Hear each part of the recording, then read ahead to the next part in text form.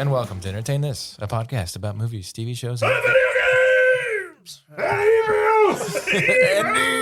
and My name is Hayden. With me I have Mitch. Hello. And Tam.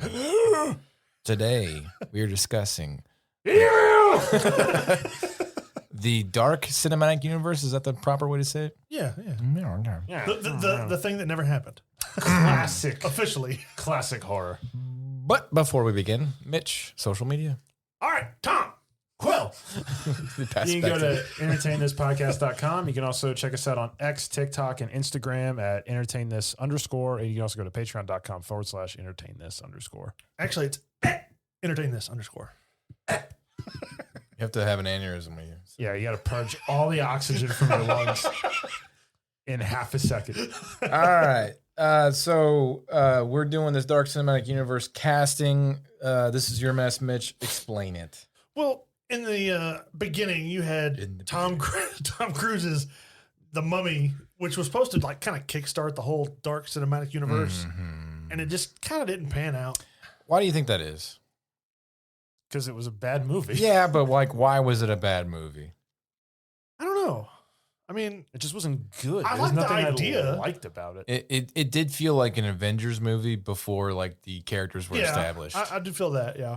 Because you introduce Dr. Jekyll and Mr. Hyde as Russell Crowe, who's this mastermind. The Nick Fury. Yeah, bringing things together already. Right. He's already got this big conglomerate of like artifacts and everything. I think them modeling the whole franchise based off of the Avengers was kind of a dumb idea to begin with. It was like the League of Extraordinary Gentlemen Dark Universe edition. Yeah.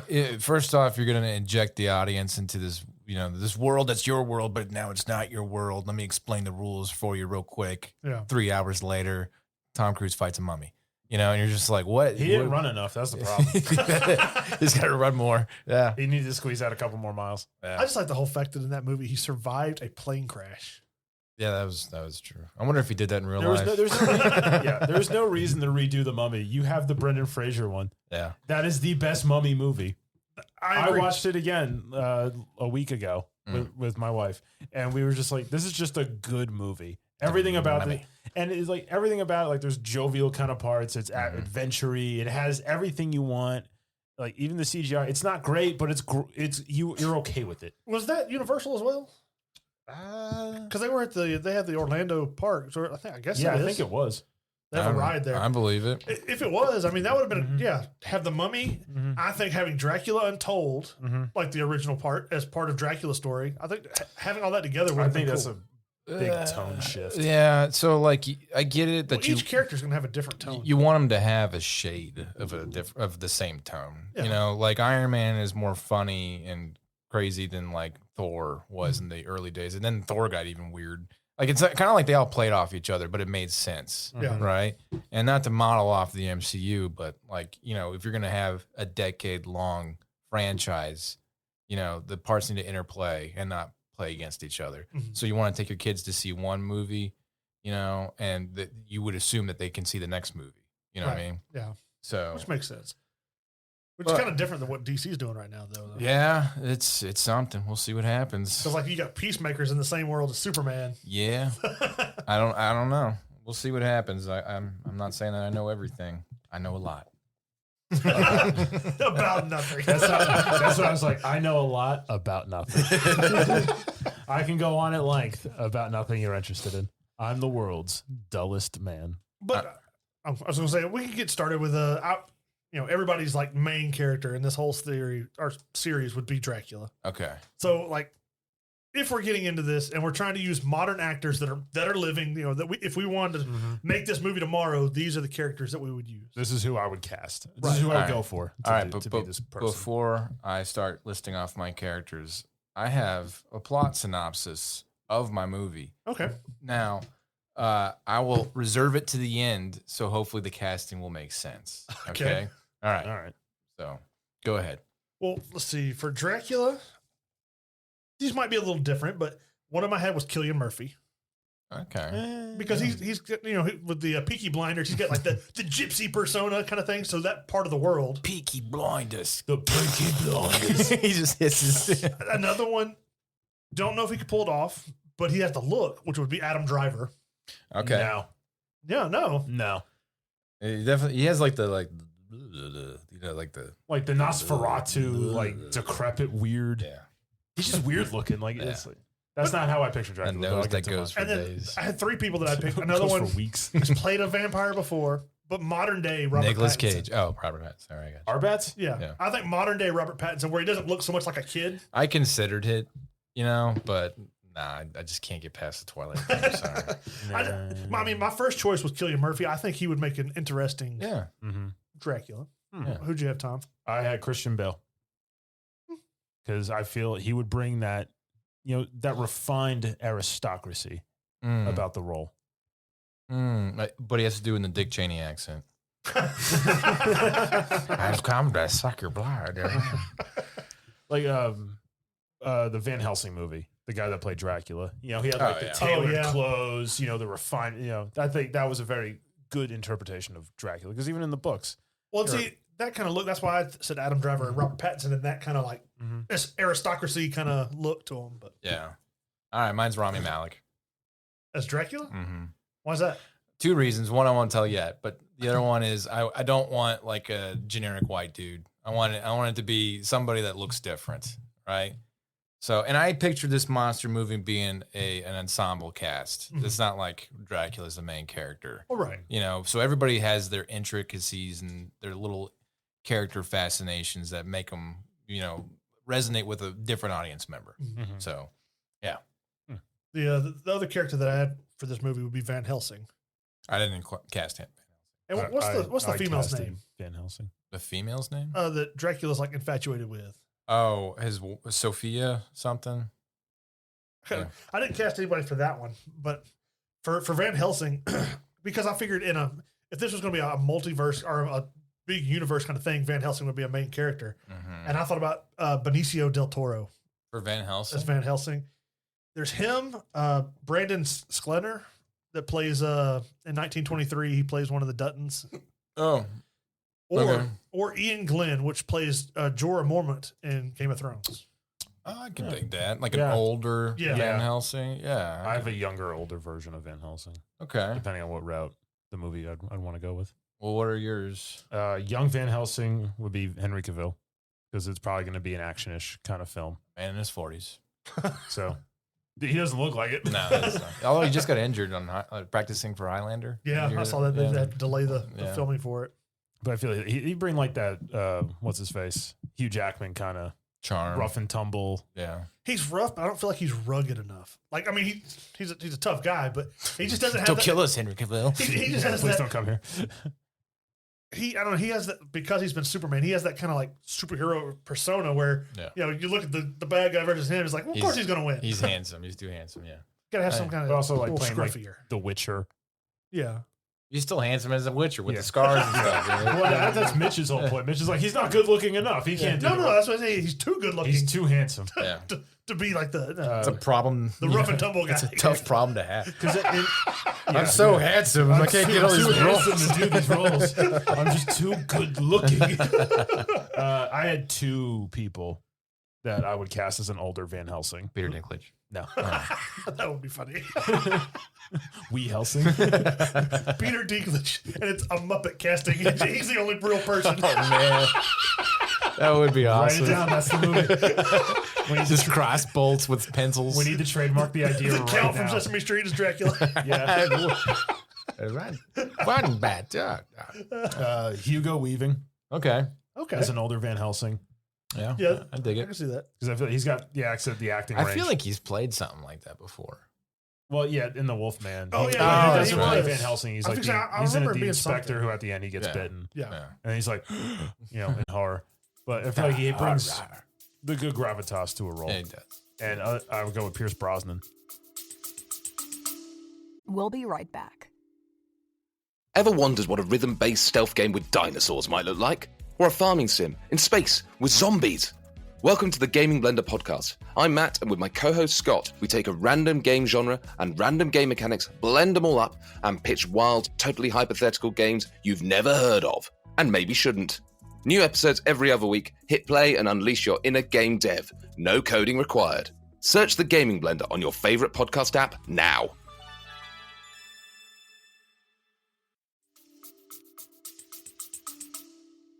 As an older Van Helsing. But he'd have to have that Irish accent that he does now, nonstop. Yeah, but I feel like he'd have like that grizzled, been around.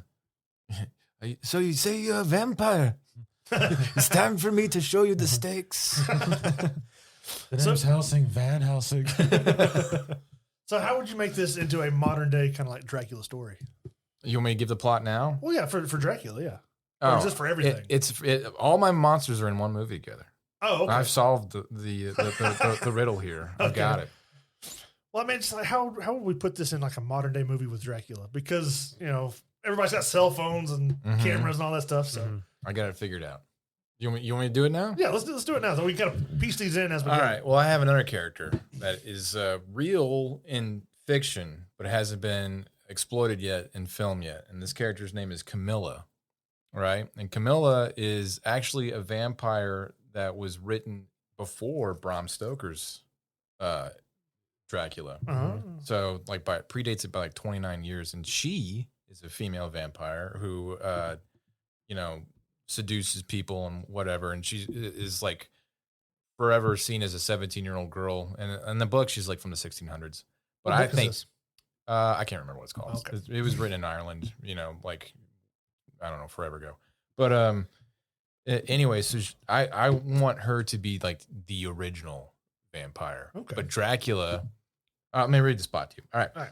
So the world we know is secretly controlled by a network of classic monsters, led by the enigmatic Dracula.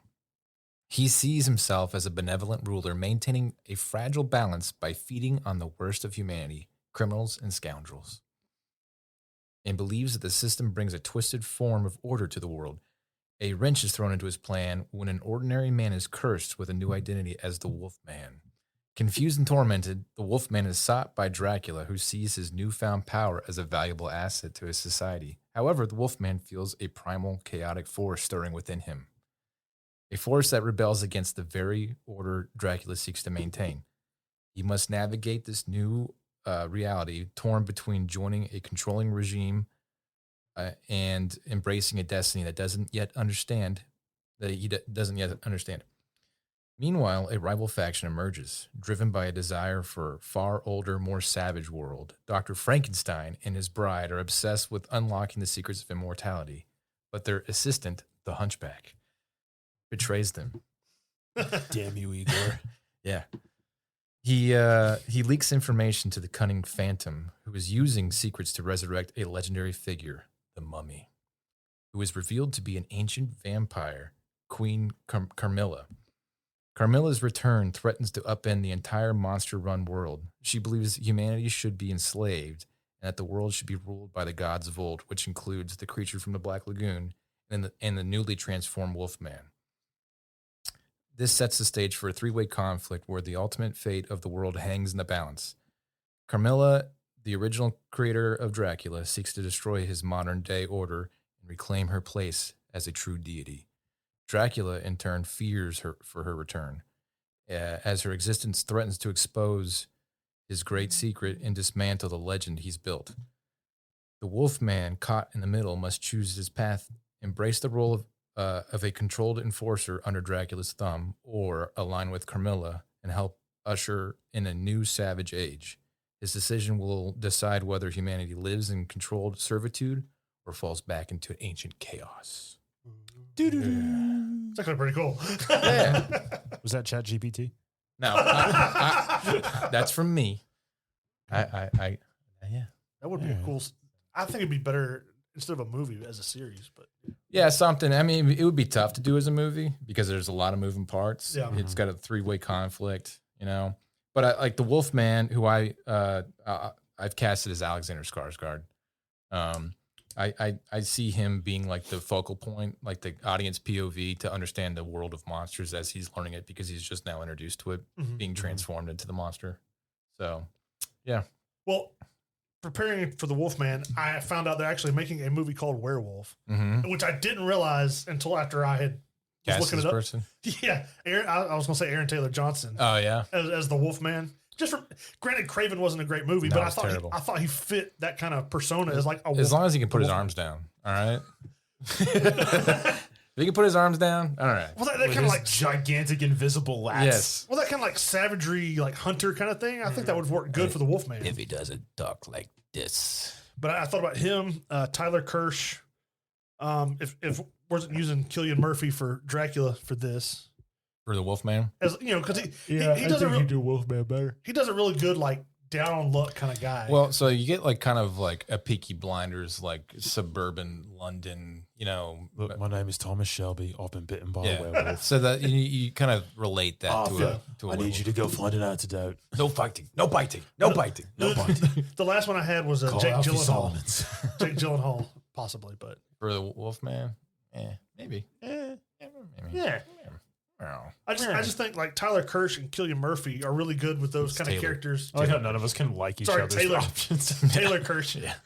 I think both of them do a really good job of like a down on their luck, kind of like rugged, Mm-hmm. poor, esque Yeah. person. Yeah. Have you seen American Primeval? Yes. I thought, like somebody like that as becoming the Wolfman would be pretty cool. Yeah. That'd be cool. I'd dig it. All right. What do you got for the Wolfman, Cam? Richard Madden. Oh, the dude. Rob Stark. Yeah. He played Okay. Icarus He's in just Immortals. tiny. I guess Yeah. it doesn't matter because he transforms. Yeah. Which actually, I A think little fella. I think it would be a He's like the good. same size as you. I think it would make a good like a parody where like he's this smaller guy and turns into this monstrous wolf. That'd be pretty neat. That sounds Because in the book, painful. I mean, he's the son of an aristocrat. He's the son of a knighted person. So it would make sense that he would have like that British kind of, Swarthiness. the swarthiness, but also descended from aristocracy. Oh, okay. then, So he's got like a reputation to keep. Yeah. Okay. Got it. Yeah. Got it. All I think right. that'd be pretty good. I'd watch it. So, for my Carmilla character, I've casted Yasmin Aker, who's a Middle Eastern actress who's in like the FBI show and a bunch of other things. Yeah, I don't know if you saw her face, you might notice her. But Yasmin Aker, she's I think rocks the role for a new vampire because she's younger and pretty and whatever. And then that's why Rami Malek would be a good Dracula because he could be kind of like that, Gregorian kind of like sort of Middle Eastern Grecian kind of vibe, Transylvanian. Yeah. So, but old enough where it could be somewhere in the weeds about where exactly he came from. Mm-hmm. Or Yeah. for this character, you could use Florence Pugh or Anna de Armas. No, Too pretty. no, I already have Florence Pugh for somebody else. Oh, okay. And I don't know. I want her to be Egyptian because she's the mummy also. Oh yeah, I Yeah. forgot about that. Yeah. So, Okay. yeah. Okay. Okay. Who's the next character? Well, since you're talking about the mummy, who would you have as the mummy?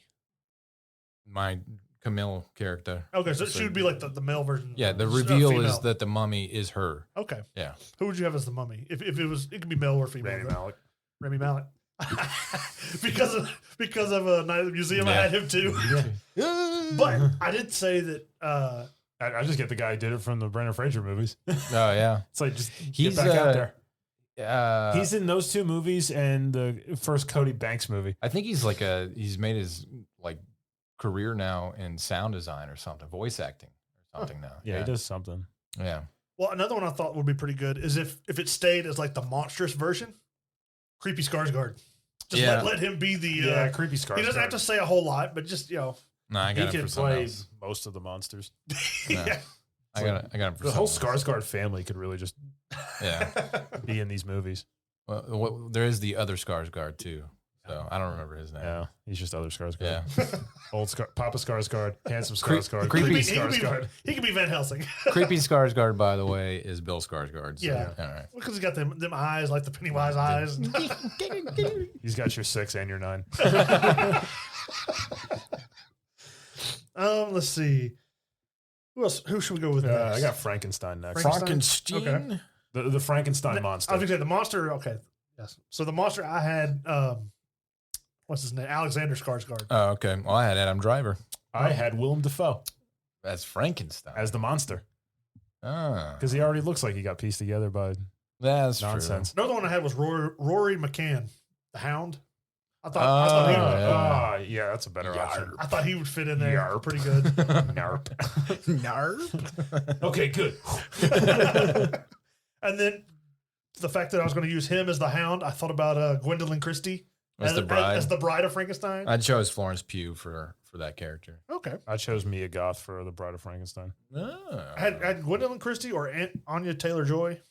She's got that kind of like strange look to her. A doll kind of thing. She looks like an alien. So for the Frankenstein monster, who'd y'all have again? I'm Driver. Willem Dafoe. He's not big though. Yeah. He's more of like a vampire, I get. See, that's why I want to put him as the Frankenstein monster, because he has like those bizarre facial features. That would just be because everything else is just going to be CG and him in platform shoes doing the stomp. It's like it's all going to be in the face, and him with like the raised forehead and the bolts in his neck. It's like he walks over to start doing the Thriller. Okay. But I like Rory McCann instead as Frankenstein's monster. Good. Yeah, I think that's a really good option. Solid. I just feel like it needs to be a bigger actor. Yeah. Because I don't want to use too much CGI. I want him to be just a big hulking person. Or Kieran Hines would probably be pretty good. Who's Kieran Hines? He plays the king of all the wilding people in Game of Thrones.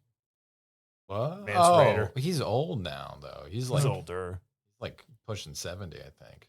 His 60s. Maybe. Maybe. All right, so that's Frankenstein and the Bride, and we got Dr. Frankenstein. I didn't cast that. I have a casting for Dr. Frankenstein. Who's that? Stellan Skarsgård. Papa Skarsgård. Just get them all in there. I had Tom Hiddleston. Yeah. Tom Hiddleston? I have him for a different Loki. role. Okay. I wanted to make Frankenstein an older. Okay. I just figured him as Dr. Frankenstein, seeing him from the Crimson Peak movie. I ain't seen it. Oh, yeah, it's in Crimson Peak. It's a horror movie, but it's like supernatural. But he just had that like kind of like frantic. I don't know about him in that movie. I thought. I can see like the neurosis from Loki playing into it. Yeah. That I said Timothy Chalamet because he would have a big contrast. From Chalamet. Or whatever. Make sure there's not any strong gusts of wind. He might. Well, I just figured he'd be a good contrast between him and Rory McCann on screen. One of the last, I watch Family Guy every once in a while. But like somebody says Peter throws like a girl. He's like, you can't say that anymore. You have to say he throws like a Chalamet.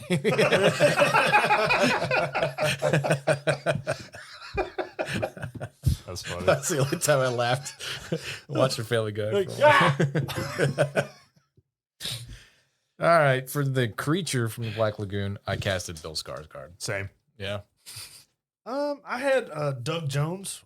Oh yeah, he's great. Because there's not a whole lot of talking and it's not a whole lot of actual face. Well, he's a good talker. He did some prosthetic work in Star Trek, but he's the mummy from the Sanderson sisters. The zombie. Yeah. He plays. He's the guy with his mouth sewn shut. Yeah. So yeah, that's a good one. He's got a lot of experience doing prosthetic work. Or there's a guy Javier Botet, which he's the guy that plays the crooked man in the Conjuring movies. Oh, okay. He got this weird, like he's really good at like they say body morphing, but like moving his body in like strange, awkward walks and stuff. Mm-hmm. That and he plays the Slender Man in the Slender Man movie. So does he? Just noodles his way into the screen. I thought it'd be kind of neat. Those are the only ones I had for that one though. I think Arnold Schwarzenegger as the Frankenstein monster would also be really funny.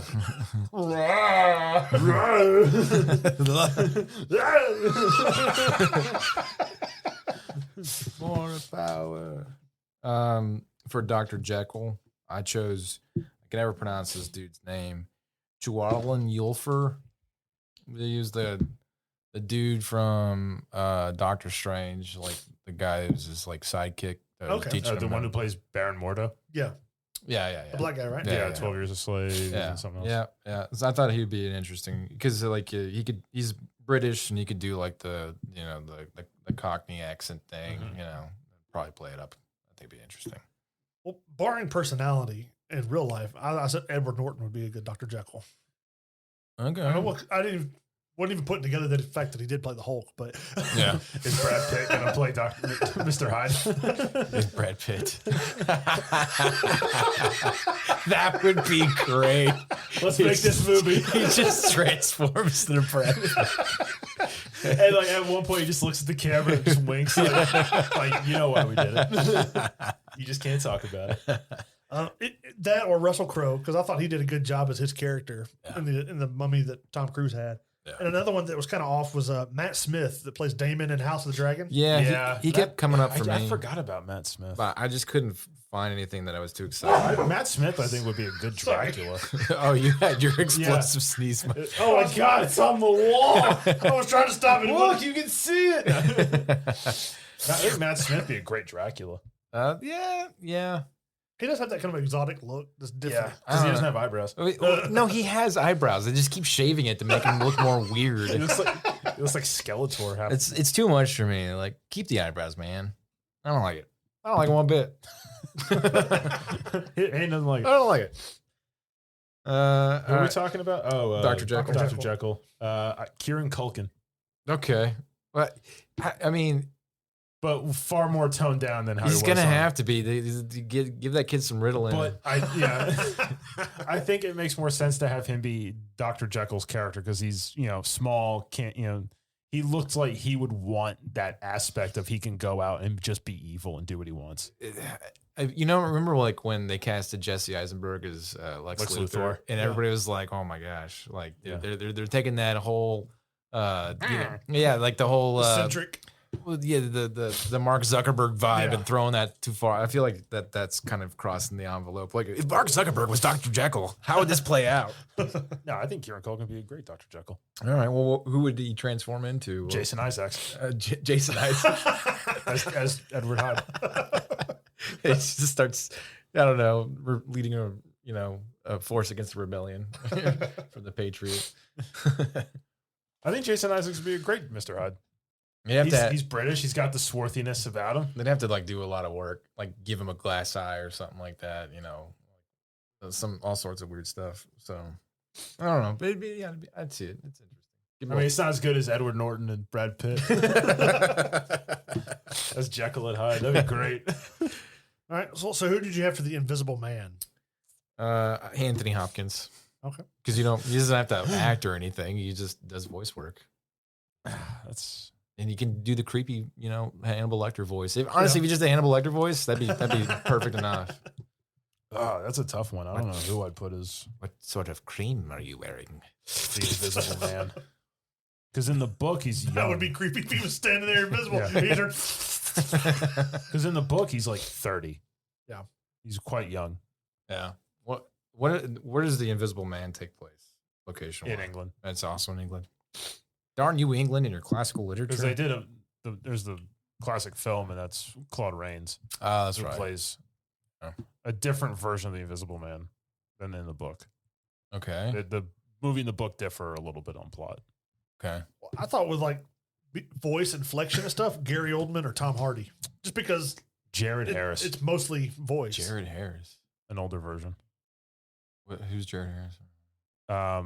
Chernobyl. He plays Legasov. Oh yeah. He plays Moriarty in the.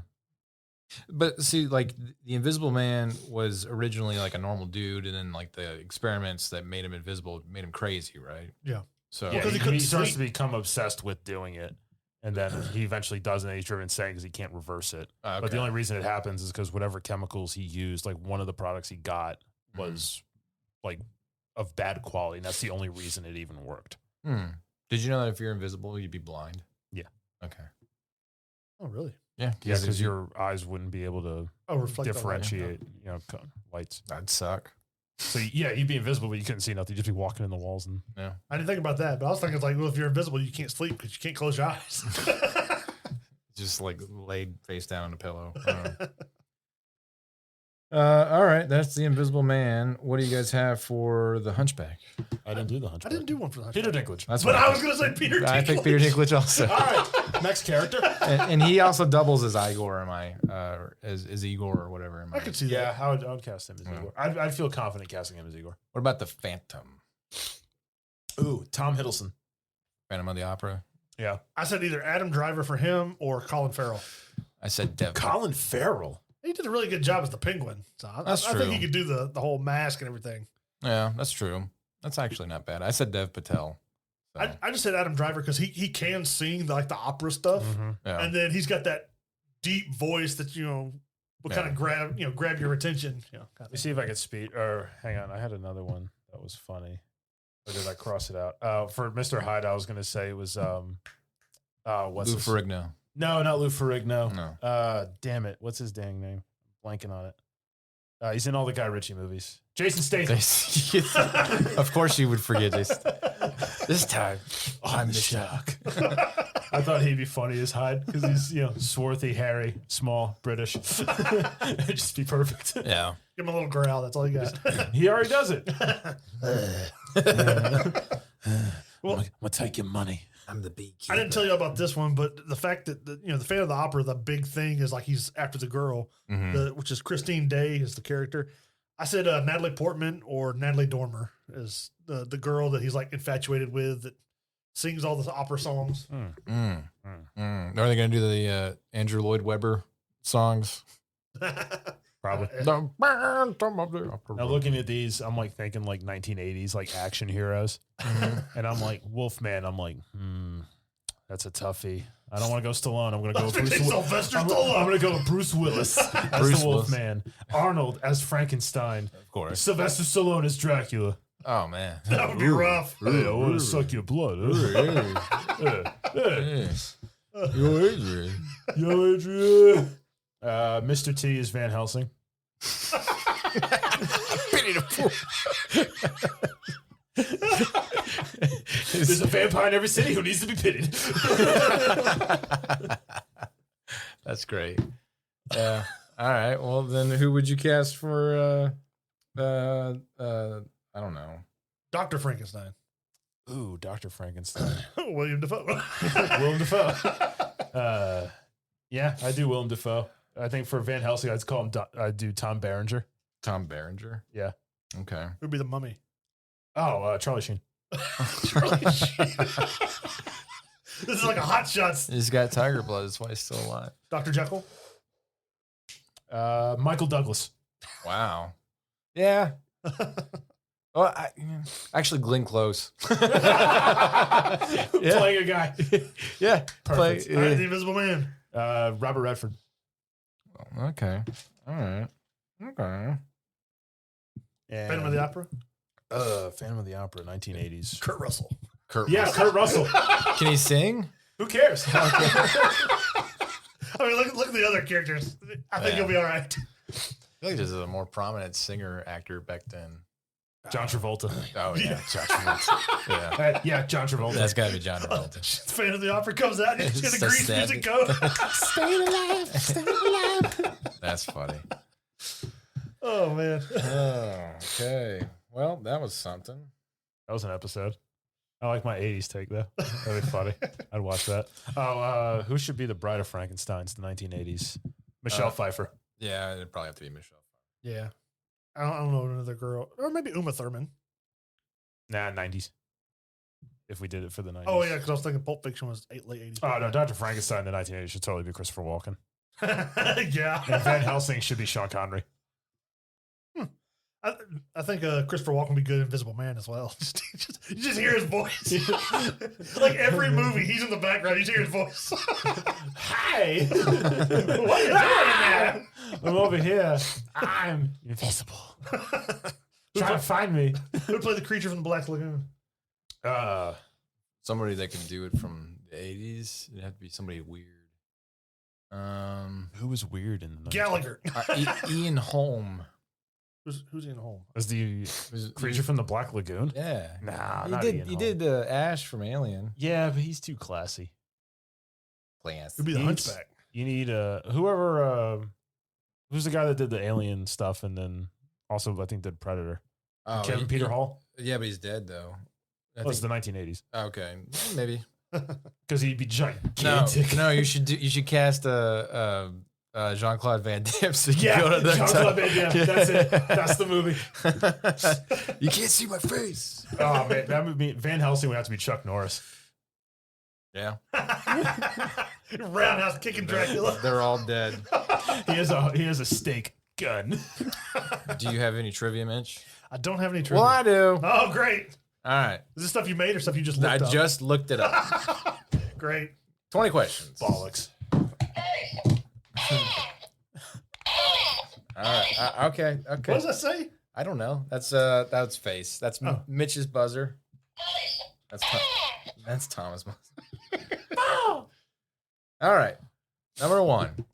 What was the first official film in the Universal Monsters? Frankenstein. No. Oh. The Mummy. No. Dracula. Yes. Bonus points if you can give me the year. Ooh. 1930. 8. No. 32. 9. 31. Yes. Good job, Mitch. Really? Yeah. Yep. I knew it was like early 30s. I couldn't remember I what. thought it was later 30s. All right. Which iconic monster was played by Lon Chaney? The Wolfman. You are correct. Yeah. He was the only actor to play Wolfman in all of his appearances during the classic era. Yeah. Number 3. What real-life person inspired Bram Stoker's character of Count Dracula? Vlad the Impaler. You're right, Mitch. A 15th century Romanian prince. The score is tied. Vladislav. All right. The Bride of Frankenstein's iconic hair was inspired by what classical figure? Don King. By what classical figure? Yeah. I have no idea. I'm trying to think of somebody who had white streaks running through the tops of their hair. I have no idea. I'm about to have another. What's going on? You need to get your air filter changed. Wait, who's these two? All right. I don't know. Is it contagious? All right. It's the Bride of Frankenstein's hairstyle with its distinctive white streaks was inspired by Nefertiti. Sure. No. Oh, yeah, because she's renowned for that, huh? It's classical literature. I mean, it's your fault if you don't know what I'm talking Because everyone saw her in real life. Like Yeah. all right. What was the original name of the monster from the Black Lagoon given to him in the movie script? Jeff. The Thing. No. I actually said this to you earlier. I'm sure you did. The Creature? No. Going once, going twice. It was Gillman. Oh, yeah, I do remember that. Gilman. All right. The famous flat-topped head in... I don't know why I hit the button. Sorry. This one's going to be tough. The famous flat-topped head and neck bolts for Frankenstein's monster were created by which makeup artist? That one. Yeah. Why is that even a question? You know we don't know. Jack Pierce. Ah, yes, obviously. Oh, it's my guest day. All right.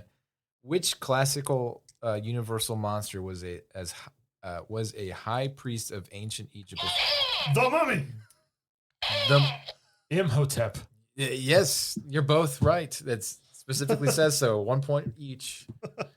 All right. And let's see here. Before playing the Frankenstein monster, Bela... Dracula. It is... No. Before... Let me finish the question. Before playing Frankenstein monster, Bela Lugosi was originally offered what part in the film? Van Helsing. No. I'd take a guess. Before Bela Lugosi? Yeah. It's cast in Frankenstein. Hang on a minute. Before playing the Frankenstein monster, Bela Lugosi was originally offered what part in a film? I think this is a typo. Because he was Dracula. Yeah, he was Dracula. Yeah. And he's in the original So I think they're Wolfman. trying to say before playing Dracula, Bela Lugosi was offered what? Frankenstein. And it was Frankenstein, but he turned it down. I'm just going to give that one a wash. Yeah, that was a bad question. All right. Ooh. The Wolfman, 1941. What specific phrase is used to describe when a werewolf transformation happens? Specific phrase? Yep. I'm changing now. Morphing?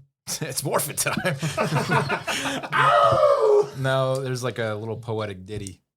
Oh. Oh, is it like, you know, somebody like who says their prayers at night or in his true heart may still become a wolf when the full moon's bright or something? He's shaking his head no. Stop. Close. All right. When the wolfbane blooms and the autumn moon is bright.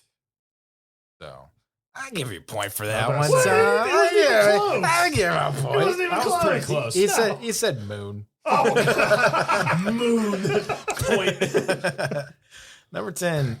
The original Mummy film, 1932, was unique because it wasn't based on a classic novel, unlike Dracula and Frankenstein.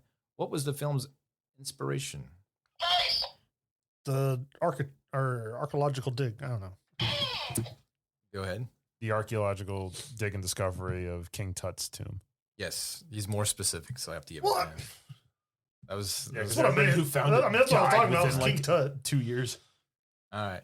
That was the only archaeological dig about mummies at the time. I am. You should have said King Tut. Yeah. Number 11. Which two famous Universal monsters were known to be a monster mash duo appearing? The Wolfman and Frankenstein. Frankenstein's monster. Oh, Dracula and Frankenstein. Wolfman and Frankenstein.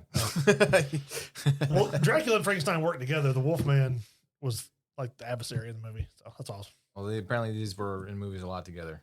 Yeah, they were. I was thinking you were going to say like as a team is what I thought you were going to ask. The 1925 silent film The Phantom of the Opera is often cited as the film that established Universal's horror reputation. Who played the title role? That guy. Lon Chaney Sr. You're right, Tom. Good Oh, wow. job. Good job.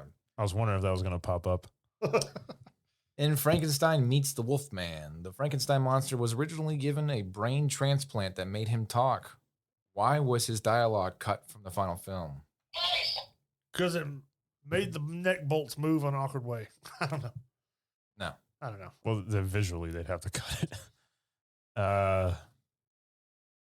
His voice was really squeaky. No. I don't know. Test audiences reportedly laughed at Bela Lugosi's thick Hungarian accent, so the dialogue was removed. Oh, okay. Stupid accent. Stupid accent. Should have just said that. Okay, the creature. Wait. Okay, yeah. The creature from the Black Lagoon's design was partially inspired by what award trophy? Award trophy. Huh. The Academy Awards? Yes, Tom. Creature's design was inspired by the Academy Award Oscar statue. In what way? Who cares? I was right. I mean, it's a blank, featureless statue. I mean, he's kind of like goopy blank too, I guess. What is he, like black? No, he's like a fish-looking. Yeah, he's got like that. That's gills true. and webbed Guppy fingers. mouth. That's true. In what way was he Scales the- and I don't know. It's apparently a thing. So, all right. What actor is the only one from the classic era to have played Dracula? Lon Chaney Jr. Let's see here. You are correct. What was the question? To play Dracula, Frankenstein's monster, and the Wolfman. Okay. Since he's the only person to play the Wolfman, he Yeah. had to have been the one to play all the others. What was the name of the hunchback lab assistant to Dr. Frank? Igor. I wasn't even paying It's attention. written as Igor. I got a text and I wasn't even paying attention. According to this, you're wrong. What? Yeah. The Hunchback. What was the name of the hunchback lab assistant to Dr. Frankenstein? The original 1931 film? Bill. No.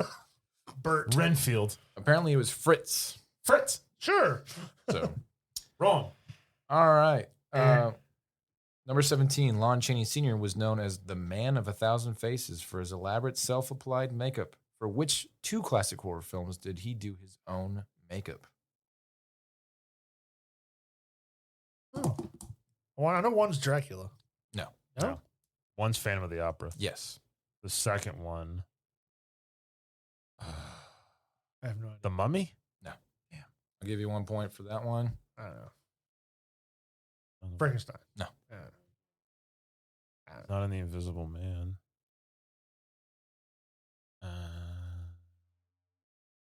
The Hunchback. Yes. Good job, Mitch. Good job. I got a point.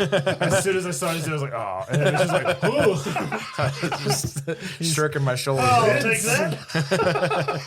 Oh, thank you. All right. Number 18, Boris Karloff's back injury while filming the original Frankenstein was so severe that it contributed to the creation of what organization? SAG. Yes, Mitch. Good job. Huh. Screen Actors Guild. Just a guess. That's the only Actors Guild I knew. That was a great guess. Number 19. Which Universal monster had the most appearances in the classic era? Mitch. Dracula. No. Really? Frankenstein. Yes. Okay. Who made 8 film appearances. And then finally, number 20. What was the name of the ill-fated protagonist who became the Wolfman? Lawrence Talbot. Larry Talbot. Yeah. Yeah. You got it. Tom wins. Yeah. Good for you, Tom. Suck it, Trebek. Everybody plug. Yeah. Well, I don't know. I gave us So 150 minutes. We can talk about Alien Earth a little bit. Okay. While we have some time, because have you seen it yet? No. Of course not. No. No, I watched Halloween last night, and then the night before, me and Rachel watched The Ninth Gate. The guy that's been off for 3 months hasn't watched one of the bigger TV shows of the moment. He's back at work. I made fun of him earlier. So Yeah, he was off for 3 months before that. The last 2 episode. and a half, and I spent that time putting together furniture, buying food, fixing cars. Oh, it's so dealing tough with the being yard. a family man. And now. beating Call of Duty Wow. 1, 2, and 3. Yeah, my Unlock- name's Tom. Unlocking all the camos. For I'm the an current Call of established Duty. 30-year-old now that I have a kid and I have responsibilities. and taking care of a wife and child. Oh, it's so tough. Wait till you have 2. And wait till they can walk. Yeah, you don't even know what it's like until a kid starts crawling. I'm just saying. Alien Earth. Yes, let's talk about a horror franchise that I actually can get behind. So, Oh, well, real quick, I mean, while we're on the subject of Alien, because we made the shirt, but we're actually going to be the the judges for the Halloween costume contest in downtown Lawrenceville that's right. for the Boo Fest. That's right. I mean, we talked about it with the organizer of the event. And Yeah, it's a family-friendly kind of attraction. So you can bring your kids, and bring your best costume game, and we'll judge you accordingly. there'll be Judge you fairly. there'll be prizes. I think at the event they're going to have like some an area where you can watch films. They're going to have trunk or treat in one area. I'm just gonna All sorts say, of booths. if you show up as like a full functioning xenomorph, you will win. You can make And that if you happen. show up as a full functioning predator and kill the xenomorph, No, we do not sponsor or condone killing. you'll go to jail. But you'll probably win too. But yeah, Aurora Theater. Well, no, it'd actually be on the lawn just behind downtown. Okay, Lawrenceville, Georgia. We'll get the more specifics on the next episode because I have like the streets and stuff, but it'll be downtown Lawrenceville. They're going to have like 3 or 4 roads closed off around there. October 24th. If you drive through there, you'll see where it's at. Yeah, October 24th. And So if you go through there and you're not part of the show, you'll be inconvenienced. yeah, that is true. All right, so Alien. I enjoyed this show. I think that it's kind of getting in the weeds a little bit. Sometimes, I don't have the comeback factor as much as I want. I kind of forget the show exists, to be honest with you. Is this live action or animated? It's live action, Live action. and it's good. It's a lot. You can tell they threw a lot of money at it. Mhm. So the special effects are great. And the person making it actually knows about the world. Knows the lore. He's blended the Weyland-Yutani stuff really well. The synths or the what do they call it? The replicants Yeah. and the aliens. The alien's only part of the story So yeah, it's a very small part of the story, but it's so definitely far. Yeah. yeah. And it's kind of like it kind of peels back the curtains more about how like the corporate world works in this like. So it's this- more like Weyland-Yutani and their So- nonsense. All right. So Weyland-Yutani has contracted a ship to bring back alien specimens, right? Mhm. Bad things happen like they always do. And Why do they always want to bring them back to Earth? I don't know. So the ship crashes in a corporate, I guess you would call it like region, I mean, it's basically a city. yeah, but they call him the boy prodigy. Yeah. And his corporation's called what? I think it's called Prodigy. Yeah. So he owns this like giant city. Well, because essentially this Earth is divided up into 5 basically factions that control, and Yutani and the Prodigy are the 2, I guess, the biggest ones. Yeah. Okay. And so like it crashes into his city, and so like they're squabbling over who has rights to these specimens. Meanwhile, the specimens are killing everybody. So it's very corporate greed kind of stuff. Yeah. And then like I would say the main to do in the show is that he's kind of got like a weird Peter Pan thing going on where he He takes doesn't want to grow up. he takes these kids that have like terminal diseases and transports their consciousness into synths. So what you find out basically, at least from my knowledge, I didn't realize this was the same in maybe the movies, but you find out that the synths were humans. No, at least these were. I don't think so. I don't think so. I mean, maybe like you could get away with it in some of the movies, but Well, I mean, these ones were in this show. Yeah, in the show, they're called hybrids. So there's synths, there's hybrids, and there's cyborgs in the show. Yeah. And Timothy Olyphant plays a synth, like a traditional Ash kind of like a robot. And then there's a dude, he's kind of like the antagonist. He's like a cyborg, and he can like morph his hand into a blade and stuff like that. Like a T-1000. Kind of. He's got like this weird robot arm that can shoot blades out.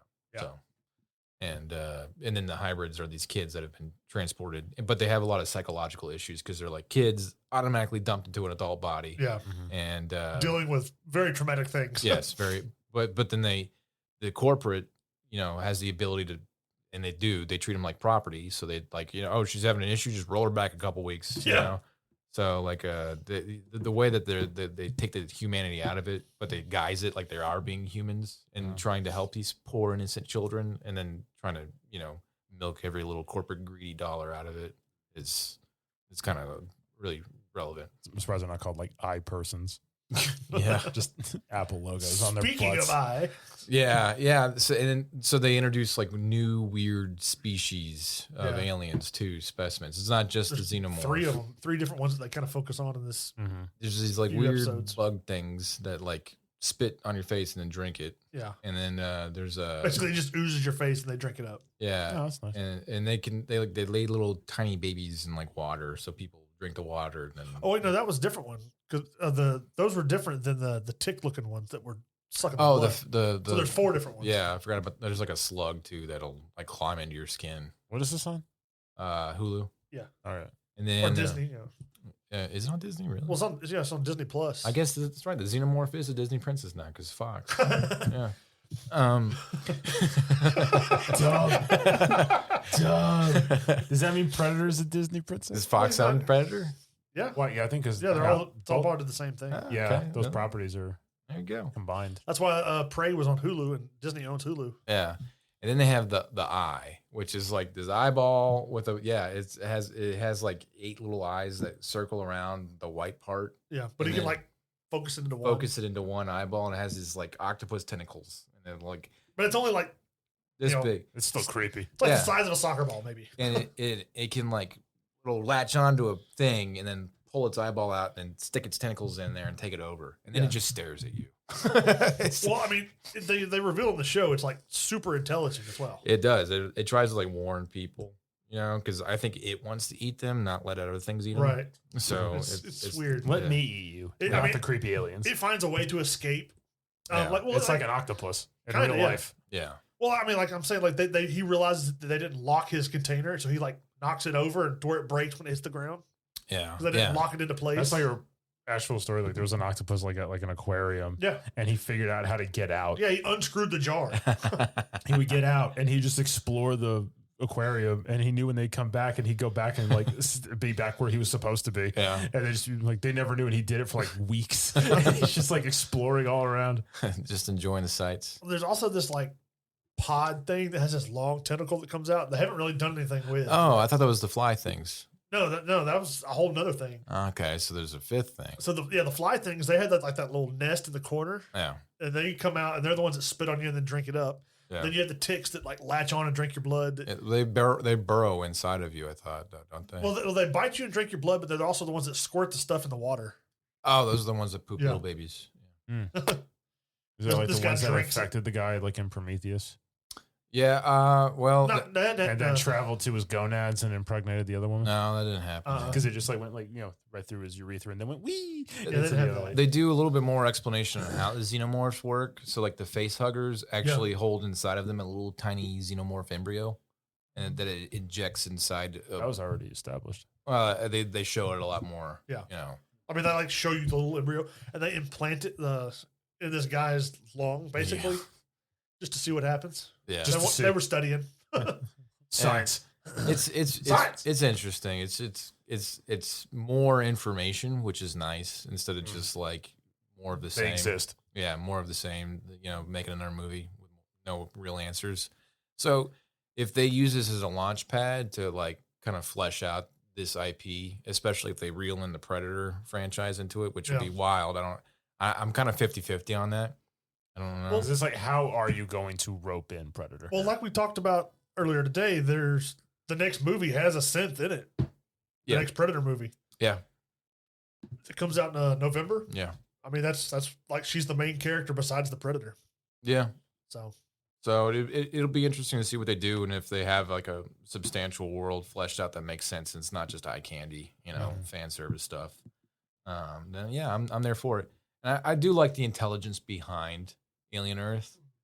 Don't know where they're going with it. So like a lot of people didn't like the Alien Covenant and Prometheus, but I like the fact that they explored this world besides the thing. They didn't. All Ridley Scott did was just give you more questions to your questions. Well, I'm saying though, they actually explored it. That's why I like this show, because they stick more to the lore, but they explore those worlds. They more. do, but they also resolve some things. Yeah. Like I understand more how the corporations work now. I understand like the xenomorphs, they can communicate stuff now. I won't spoil that. I do like when the ship. I'm probably not gonna watch it. When the ship crashes, they go into this like place to save whatever they can find, and the guys going in to like search the building, come across this big aristocrat like orgy party. Yeah. That was pretty fun. They're all dressed up in like, was it like Victorian? Yeah, Victorian kind of clothing and stuff. And they're just having this party. Yeah. And they're like, "You need to get out of here. The ship crashed into the building." Semantics. We're not worried about that. And then the alien comes in and just kills everybody apart. Yeah. Yeah, it's pretty funny. Yeah, the culture of like this society, and it's very like if you could take our world, like the upper class, lower class, and spread it even further 100 years from now, imagine what that looks like. You really should check it out. I think it's only got 6 episodes right now. Yeah, it's pretty good. I'll watch it. Solid little, watch. I'm excited to see where it goes, but hopefully it does go, and it's not just like tune in 2027 for more questions. Predator ? It's like no, season 3. Yeah, we gotta string you along. It'd be interesting to see. It would. Other than that, as far as horror movies and stuff coming out, I mean, the Predator movie does sound kind of cool. I was really happy with that little show they did, and I like we reviewed the Hulu movie that they did. Yeah. So I think that's going pretty solid. I liked Romulus a lot, Alien Romulus. See, I haven't seen that yet. I gotta watch It's that. on Hulu, man. Okay. Yeah, it's great. I haven't heard great things, and someone's like, it's basically just kind of like a remake of the first Alien. No, it's very different, and like what characters do what, and then they take it and kind of like how the world works, but they play on it just enough to keep you like on suspense. Like imagine what happens when you shoot an alien, right? Yeah. So imagine that in 0G. So yeah. One thing interesting that is coming out is not alien related, but the Marvel Zombies. They're having like I think it's a 4-episode thing that comes out at the end of this month. Mm-hmm. Well, which as this records, it'll probably be like I think a day or two before this episode comes out. Mm-hmm. But Marvel Zombies it's basically they're taking that one episode of the What If and turning it into a whole little series. And it's for adults. Halloween. Yeah. Yeah. So Which that'd be pretty fun to watch. it would be. So. Let's see. They got that. You got The Conjuring that's out now, the newest one, and people said this one's scarier than the rest of them. I don't know. Because it's like their send off for the Ed Lorraine stuff. I'm so tired of those movies. I love those movies, man. To me, those are the scariest horror movies out right now. Okay. I might watch them all one day, but there is was it Jordan Peele? Jordan, what's his name? Oh, he's producing it though. With the football movie. Yeah, him. It looks weird. It's like a psychological horror, like with football. well, because it's this college athlete that got hurt that he's going and he gets invited to train with this like superstar athlete, and then basically like from what I've read in the trailer, it's like what are you willing to give up and sacrifice to become a superstar? It's original. And I'll give you that. So it's interesting. Depending on how they take it, it could be pretty interesting. Yeah. Let's see. I'm trying to think of horror stuff coming out. I don't know. There's not a lot coming down the pipe anytime soon that I'm too excited for. So we'll see. We'll just have to keep our noses peeled. Sure, okay. I'm mixing my things there. But if you have any ideas or some news or something like that you want us to research into, hit us up on our social media. Yeah, anything you want us to review or research, look more into, or ideas to explore, just to talk about. So let us know at entertainthis_ on X, Instagram, and TikTok, and then entertainthispodcast.com. All right. Well, that's it for me, Hayden. And me, Mitch. And Tom went to go poop. Goodbye.